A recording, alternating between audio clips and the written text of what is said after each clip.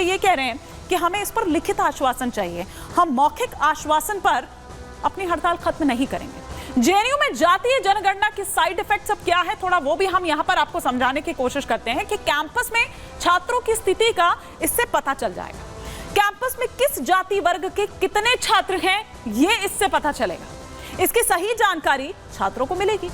अब जेएनयू में जाति की राजनीति फिर और बढ़ेगी। जाति के नाम पर छात्रों के बीच गुटबाजी होगी, छात्रों में आपस में जातिगत भेदभाव जो है वो बढ़ेगा। पहली बात तो इसकी जरूरत ही क्यों पड़ी, और छात्रों की ये मांगे कैसे हो सकती है? संख्या के आधार पर आरक्षण की मांग हो, संख्या के आधार पर सुविधाएं की फिर उसकी जो है मांग वो की हो जाएगी। आरक्षण का दायरा बढ़ाने की मांग होगी।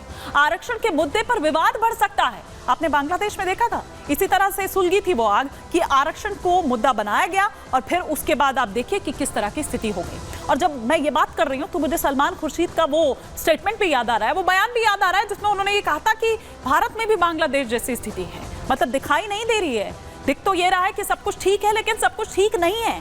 क्या इसका कोई कनेक्शन है? यूनिवर्सिटी के भीतर तनाव भी तो बढ़ेगा ना इससे। और हर आए दिन फिर आप देखिए कि जेएनयू से जब आते हैं तो इसी तरह की तस्वीरें जो हैं वो सामने निकल कर आती है। और अगर ऐसा होगा तो फिर ये और ज्यादा बढ़ेगा ये तनाव। और अब फिर देखिए वहां पर किस तरह के वो जो नारे जो हमेशा सुनाई देते हैं, आजादी के जो नारे हैं वो भी यहाँ पर लगाए गए। आजादी किससे चाहिए? आजादी चाहिए हिंदू राष्ट्र से।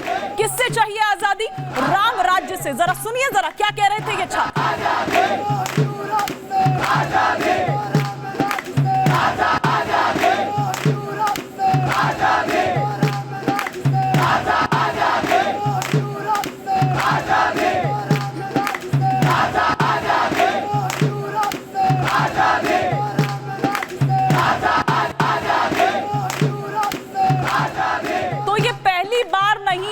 जब जेएनयू की दीवारों के भीतर से, कैंपस के भीतर से इस तरह के जो नारे हों वो गूंजे हों। इससे पहले भी हमने समय समय पर देखे हैं कि आजादी आजादी के जो नारे हैं वो इस कैंपस के भीतर से उठते रहे हैं समय समय पर। ये कह रहे हैं कि हिंदू राष्ट्र से इनको आजादी चाहिए, ये कह रहे हैं कि राम राज्य से इनको आजादी चाहिए। और ये जो वीडियोज हैं ये सोशल मीडिया पर तेजी के साथ वायरल हो रहे हैं। तो जेएनयू में जो देश विरोधी नारे हैं उन पर जो एबीवीपी के छात्र हैं उन्होंने आपत्ति जताई है। वो क्या कह रहे हैं सुनिए। ये जेएनयू का काम है, जेएनयू को नाम को बदनाम करना, उसको तोड़ना। अभी जो प्रोटेस्ट बुलाया गया था उस जेएनयू के छात्रों के लिए बुलाया गया था, पर उसमें जो नारे लगे हैं वो देश विरोधी नारे लगे हैं। जेएनयू को तोड़ने की बात होती है, जेएनयू को डिवाइड करके उस पर कैसे हम पॉलिटिक्स करें ये है। ये ऊपर से इनको प्रोटोकॉल आता है, उसी को वे फॉलो करते हैं और उसी पर चलते हैं। इंडी अलायंस के जो भी नेता हैं, जो भी सांसद है, जो भी इन्हें संरक्षण दे रहा है, आपने अभी देखा है फंडिंग आती है, ये लोग उन्हीं के नाम पर ये कर रहे हैं और हम इसका विरोध करते हैं। तो ये एबीवीपी के छात्र हैं जो ये इसका विरोध करते हुए नजर आ रहे हैं। लेकिन जेएनयू प्रशासन ने क्या प्रतिक्रिया दी है वो भी आइए हम आपको सुनवाते हैं। उनकी पहली प्रतिक्रिया जो सामने निकल कर आई कि जेएनयू छात्रों के हित में उनकी मांगे मानी गई है। वो 6 मांगे जो हमने आपको बताई थी उन छात्रों द्वारा कई इस तरह की मांगे रखी गई थी जिसमें से 6 मांगे मान ली गई। तो उन्होंने ये कहा कि उनके हित के लिए हमने ये मांगे मानी है, किसी को राजनीतिक लाभ देना हमारा मकसद नहीं है। छात्रों की जानकारी हमारी वेबसाइट पर मौजूद है, उन्होंने ये कहा। इसे जारी करने में हमारे लिए कोई समस्या नहीं है। वो कह रहे कि ऑलरेडी है तो अगर हम उसको पब्लिक उसमें डोमेन में डाल देंगे तो उसमें कोई ऐसी दिक्कत नहीं होगी। जायज मांगे पूरी करना जेएनयू प्रशासन का काम है। ये प्रतिक्रिया उनकी तरफ से आई है कि स्कॉलरशिप के लिए यूनिवर्सिटी में फंड की कमी है, ये जेएनयू प्रशासन की ओर से कहा गया। यूजीसी से संपर्क कर फंड को बढ़ाने की मांग की जाएगी। उनमें से एक मांग ये भी थी। कोमल हमारी सहयोगी जो उन छात्रों के बीच पहुंची, उनसे समझने की कोशिश की अभी वहां पर क्या स्थिति है, क्योंकि कोमल मांगे तो मान ली गई है लेकिन छात्र तो अभी भी अपना प्रदर्शन खत्म नहीं कर रहे हैं। ये शिक्षण संस्थान है, शिक्षा का मंदिर है, राजनीति का अड्डा है, क्या है ये? देश विरोधी नारों की आवाज क्यों आती है यहाँ से? तोड़ने की बात, बांटने की बात क्यों की जाती है यहाँ पर? बिल्कुल हिमानी, देखिए एक बार फिर से जेएनयू जो है वो पूरी तरह से सुर्खियों में बना हुआ है, क्योंकि देखिए यहाँ पे जिस तरह की मांगे रखी गई थी, देखिए पिछले कई दिनों से यहाँ पे जेएनयू की बात करें या एबीवीपी की बात करें, वो अपनी मांगों को लेकर के धरना दे रहे थे। लेकिन इस बीच देखिए जो सबसे ज्यादा मुद्दा जो गरमाया है वो यही है कि जातीय जनगणना की ये मांग कर रहे हैं। जातीय जनगणना को लेकर के फिलहाल देखिए इनका यही कहना है, अगर हमने लेफ्ट से बात की तो उनका भी साफ तौर पर यह कहना है कि उससे ये जानना चाहेंगे कि जो कॉलेज में स्टूडेंट्स पढ़ रहे हैं उनकी सामाजिक स्थिति क्या है। और अगर हम जेएनयू की बात करें तो देखिए जेएनयू में जो कोटा होता है वो धर्म और जाति के आधार पर कोटा भी मिलता है। तो ऐसे में उनका ये कहना है कि आखिर वो जानना चाहते हैं, उस संख्या बल को जानना चाहते हैं कि यहाँ पे वाकई में जो कोटा उनके लिए सुरक्षित किया गया, चाहे वो SC ST की बात करें या OBC की बात करें, तो उनको उनका हक मिल पा रहा है कि नहीं। ये जेएनयू SU की तरफ से कहा गया है। लेकिन वही एबीवीपी की बात करें तो एबीवीपी ने इस पूरे मामले को लेकर के यही कहा है कि देखिए ये कहीं ना कहीं यूनिवर्सिटी में इस तरह की मांगों को लाना, यूनिवर्सिटी में स्टूडेंट्स को बांटना है, आपस में ये स्टूडेंट्स को बांटने का काम जो है वो जेएनयू SU कर रही है। इसलिए वो इस तरह के मुद्दे को उठा रहे हैं और इस तरह के मुद्दों को लगातार। कोमल, आप ये देखिए कि बांग्लादेश, अगर हम ज्यादा दूर ना जाएं और अभी बांग्लादेश की बात करें, लेटेस्ट जो वहां पर चला वो यही कोटा, ये जो आप बात कर रही हैं यहाँ पर आरक्षण की, वो इसी से सुलगा था, इसी से शुरू हुआ था। और आपने देखा कि फिर वहां पर किस तरह की स्थिति हो गई है। और आपको याद होगा सलमान खुर्शीद भी कुछ इसी तरह की बातें करते हुए नजर आ रहे थे। क्या कोई कनेक्शन है क्या आपस में? क्या कोई स्क्रिप्ट है क्या इसके पीछे लिखी गई?